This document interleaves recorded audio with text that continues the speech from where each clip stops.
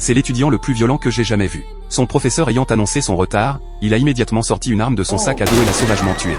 Il a même tué des camarades de classe innocents. Il s'avère que des braquages ont déjà eu lieu dans la Corée du Sud du futur. Un oncle dans le métro vendait des armes à feu sans se presser, et seulement 5000 wons l'arme. Ce moment a choqué tout le monde.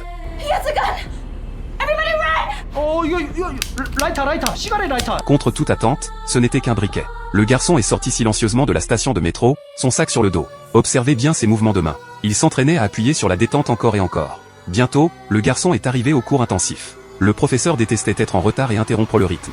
Il a simplement réprimandé Jacques pour son retard. Jacques a rapidement sorti son arme et a tué tous les présents. Tout cela n'était qu'une hallucination de Jacques. Il s'est avéré que Jacques avait récemment raté ses examens. Trop stressé, il a consulté un psychiatre. Le médecin l'éclaira patiemment et lui expliqua que chacun a un déclencheur caché au fond de son cœur. S'il ne parvient pas à le libérer, il ne peut utiliser que des drogues pour le contrôler. Ce soir-là, Jacques était en train de réviser. Soudain, le couple d'A accent grave côté commença à faire de l'exercice. Jacques ne supportait pas les cris de la femme. Il lui dit de baisser la voix.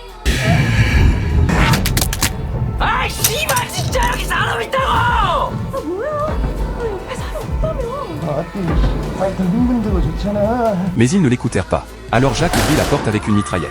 Il y avait un grand trou dans le mur. Jacques vit la femme appeler la police avec son téléphone portable. Il prit alors le téléphone. Soudain, l'homme tatoué d'un accent grave côté entendit le bruit, parce qu'il jouait habituellement très fort. Alors Jacques décida de le tuer.